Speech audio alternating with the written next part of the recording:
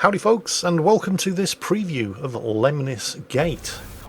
Developed by Ratloop Games Canada and published by Frontier Developments, it is, and I quote, the revolutionary turn-based strategy first-person shooter taking place in a time loop. Harness the abilities of powerful operatives and compete in mind-bending 4D battles as you disrupt the past to change the future. If that sounds absolutely meaningless to you, then congratulations, you're in good company, because I could not figure out what the hell this game was about from that promotional blurb either. In fact, when Frontier Developments got in touch with me and asked me if I was willing to take a look at Lemnis Gate, they directed me to the game's website to explain what it was about, and I was still none the wiser. All I could see was a first-person shooter. And I'm old and crap, and I'm no good at first-person shooters. This is why I got into games like World of Tanks, and then later World of Warships, because they're basically first or third-person shooters for old people with crap reflexes. But there was something about the game's description that I didn't fully understand, but did intrigue me. And it intrigued me because of a video that I watched on YouTube 10 years ago by one of my favourite YouTube channels, Corridor Digital, and that video was called Clockblockers.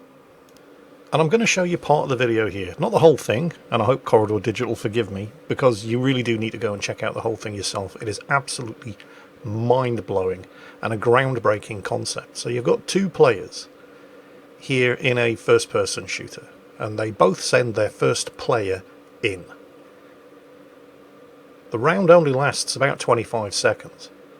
As soon as one of them dies, they start the second round, and they send their second player in, along with the first player who repeats the actions that they made in the first round. The second character is free to act on their own initiative, or react to events that took place in the first round. Essentially, you're in a 25-second long time loop here, where everything that happened in previous rounds keeps happening until something happens to change it. And every time the time loop resets, you get an extra player to throw in with different skills and abilities. That's the core concept, and it absolutely blew my mind 10 years ago when I first saw this video, and I've been praying that somebody would develop a game around this concept, and I was really hoping, because I couldn't make any sense of the promotional material on the Lemnis Gate website, but I was really hoping that this was going to be it. And it is. Despite my misgivings, when I did learn that this was actually what Lemnis Gate was about, despite my being notoriously terrible at first and third person shooters, I did actually start to get quite excited. So in my very first game session, a 1v1, I picked the fastest character available, ran for the thing, and then attempting to run the thing back to the other thing, I of course managed to get a Jingles landing. Fell off the edge. Alright, we'll try that again. The thing is though, you only have 25 seconds per round to accomplish anything. And then everything resets back to the beginning. So I failed to get the thing back to the other thing. It's now my opponent, who by the way is Rita Gamer in this game session, to observe how I made a monumental cock-up of that using their drone camera, and then they pick a character and it's their turn to execute their first round. So Rita is heading in the other direction, and she's picking up one of the things and taking it back to her thing. Right, she still has 10 seconds left, and she is going to kill my character. Yep, she killed my character, executing his actions from the first round. Right, so I'll pick a different character here, Toxin. I'm not going to rewatch what happened in the previous round, I've just seen it, so I'm getting straight into the action with Toxin. And I've never played this character before, and Toxin is an interesting character, because the blobs of poison that he fires are actually an area denial weapon. They stay on the ground where they hit, and poison anybody who moves through them. He's also got this short-range teleporter, which I'm just discovering how that works. So I failed to stop Rita from getting her thing back to her thing, and I also failed to stop Rita from eliminating my character from the first round, so she's now figuring out what she needs to do to counter what I just did, and she doesn't need to do a lot because I've basically managed to fail to do anything. So, hey, it's early days, this is my first time playing. So it looks like she's using the full 25 seconds to observe what happened in the previous round before committing to her actions for her round 2. And here it goes. So you can see that everything that happened in the first 2 rounds is continuing as it did before.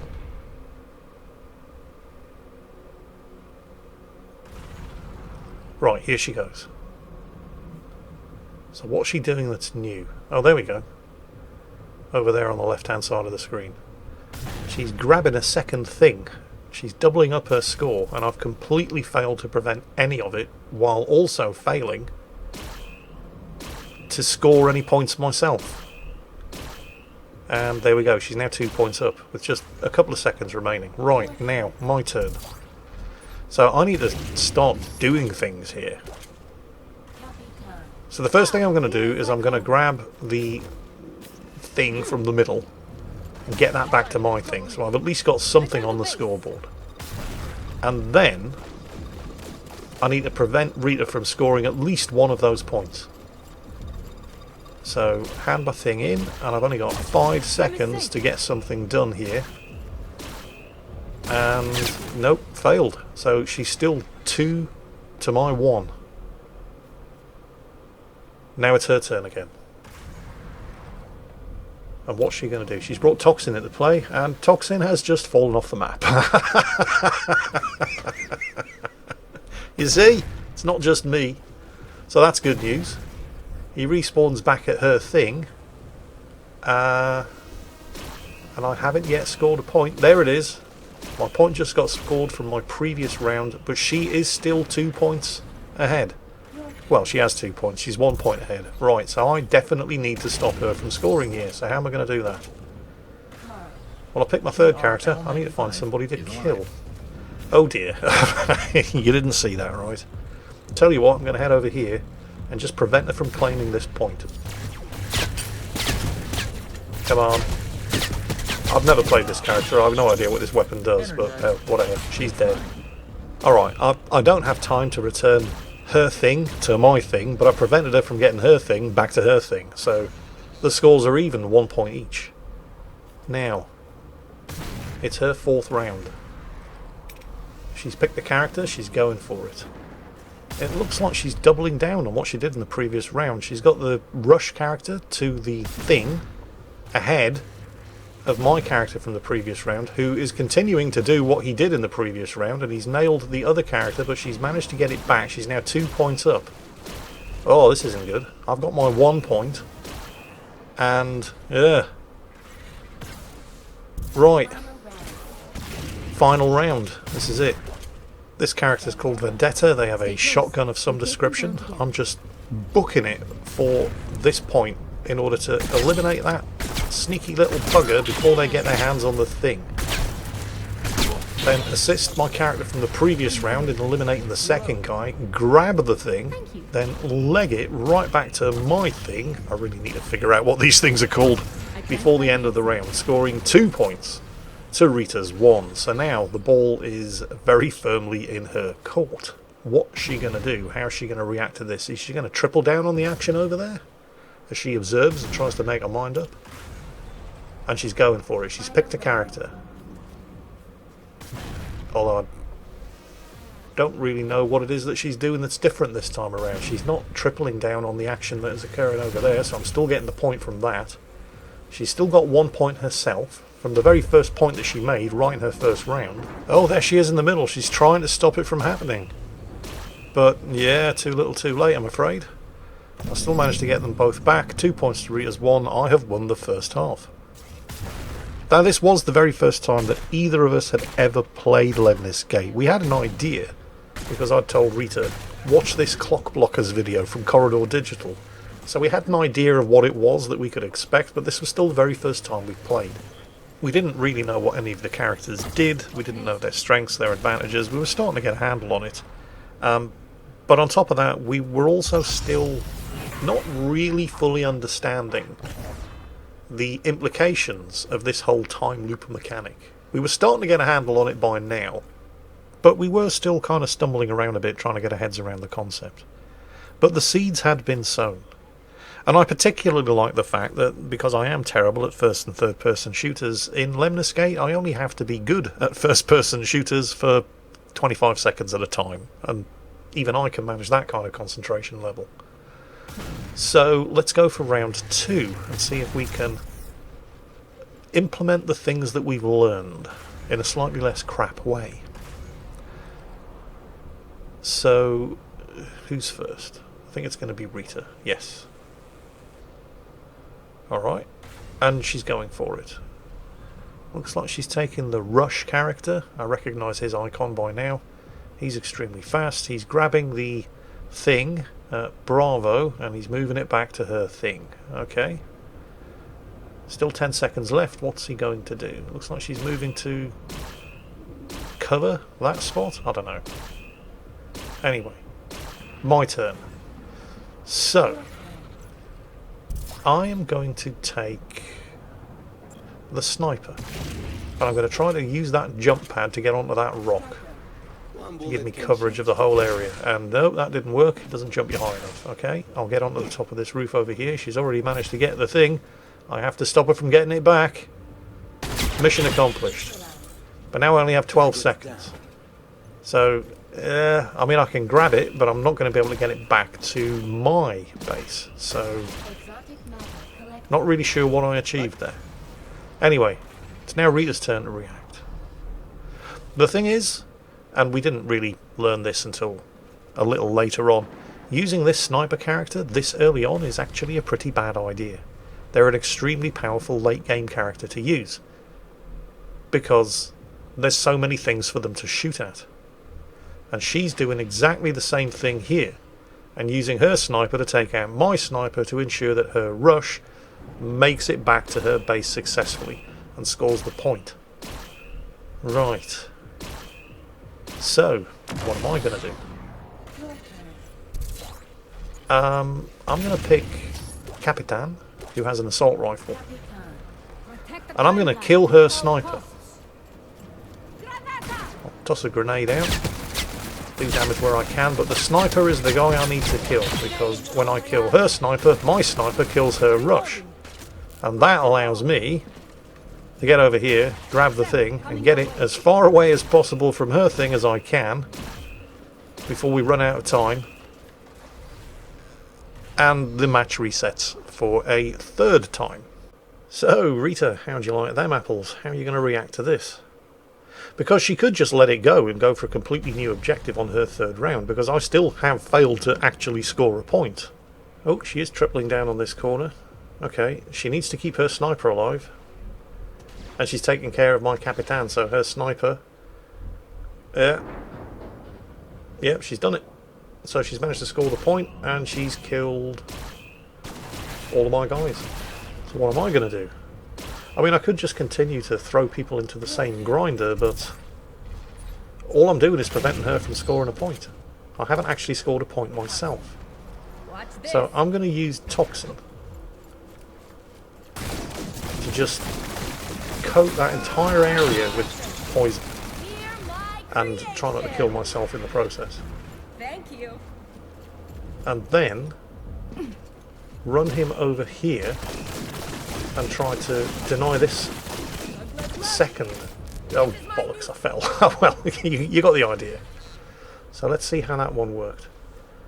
I prevented her from scoring. I still haven't actually scored myself. But how's she going to react to this area denial tactic? Oh, she's doubling down again, but she's running right into all of that poison that I just laid down. My Capitan killed her rush, her death blow killed my striker, but my Toxin killed her death blow. He's now running back over here, unmolested, putting down a mostly ineffective Toxin cloud at the other cap point. Right. Okay, now I need to get myself on the scoreboard, so I'm going to take my rush and just book it over here, avoiding any Toxin because it hasn't actually been laid down yet, then straight back and hand the point in. So I've managed to prevent it from scoring. I've scored myself and then just run back over here with rush and do whatever. Oh no, run right into her surviving Toxin. Yeah, that really hurts. That stuff is nasty. It's all good. We've prevented her from scoring. Now, what's she going to do? Final round. So, she's not trying to stop Rush from scoring the point. She's still committing to that action over there by the original capture point. And she's still failing to actually get the point. So that's all good. And here's the thing, because she went first, I get the last round, and I've already won because I've scored a point in the previous round and she hasn't, and she can now no longer do anything to affect the outcome. Hey guys. So I basically get to do whatever I want with my final character. And I'm just going to grab another thing, run it back to my thing before all of that toxin gets laid down, score a second point, and then just to add insult to injury, start shooting up whatever characters she has left. And so that's the second round victory. 2-0. This is not the only game mode that you can play. This is 1 versus 1 turn-based. You can play 1 versus 1 simultaneous, where you're both executing each turn's actions at the same time. And that's fun. There's also 2 versus 2 turn-based and 2 versus 2 simultaneous. It really is just an epic amount of fun. And I say this as somebody who is no good at and doesn't like first and third person shooters. Because it's not really a first and third person shooter. That's kind of incidental to the meat and bones of the game, which is that time loop mechanic. Because it's not just about what you're doing at any given time, it's about what you did and what your opponent did a minute, 2 minutes and 3 minutes ago, and what you're going to be doing a minute from now. And if that sounds like it's way too much to get your head around, well, it isn't really, because you only have 25 seconds of action at a time to think about. And you can spend the same length of time before you pick your character and commit to whatever you're going to do in each round to observe what happened in the previous round and think about what it is that you're going to do. 2 versus 2 really does step it up another level as well, because you don't just have to take into account what the enemy team are doing and what it is that you're planning on doing. You've got a teammate with you who might have entirely different ideas about the best way to proceed. I mean, look at this mess. Yeah. Yeah. Oh, and on this particular map, in this mode, instead of getting things and taking them back to your things, you instead have to destroy or defend things, depending on which team you're on. I hope it's coming across just how much I love this concept. Because this was some of the most epic fun I have had in a multiplayer game that I can remember having. And I'm terrible at shooters. That's the thing about Lemnis Gate. You don't have to be good at shooters. I mean, being good at shooters doesn't hurt, but it's not really about the shooting. It's about the timing and the planning and the execution.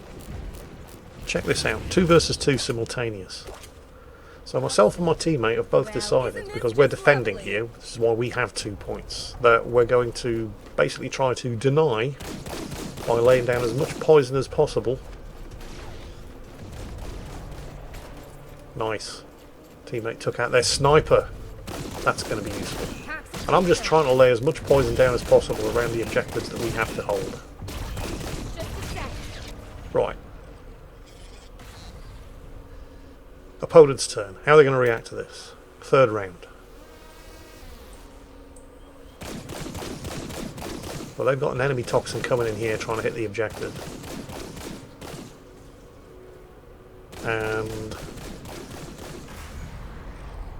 well, they didn't complete it, but the damage that they did is going to make it substantially easier. And they're dropping turrets. And here they come. They're backing themselves up here. And they've taken one of the objectives, so at the moment they've taken 2 of the objectives, so at the moment they've won. Right. Yeah. We're going to have to do something serious. Our turn, round 3. We'll take Death Blow. We're defending, so at the start of every match, we have the 2 objectives. They have not yet destroyed them. And because I know what the first 2 characters at least are going to do, I drop a mine down over there, and then start lighting this toxin guy up. The second guy ran into the mine, and I've got them both. Right. I'm going to lay a mine here. I'm going to stop these guys from getting in. I'm going to lay another mine there. Oh, and I'm getting shot at. I think that was a turret. Right, so I was successfully able to defend one objective, and my teammate was able to defend the other. So we ended that round still with 2 points. So this is going to be a win for us. It's now the enemy team's turn to try to reverse that outcome. So I'm going to follow my death blow here. And he is, so far, doing pretty much exactly what he did the first time around. Oh, wait. They've doubled down over here. They brought a 3rd character in. Took out the death blow and did it before he could lay the mines, but failed to secure the objective, although they did get the other objective, which my other teammate was defending. So, at the moment, it's a draw. But now the time loop resets. I get to pick a final character. We're going into round 5. So, I pick Rush, because I want to get my ass into gear, and right over here and intercept these buggers before they can kill Deathblow.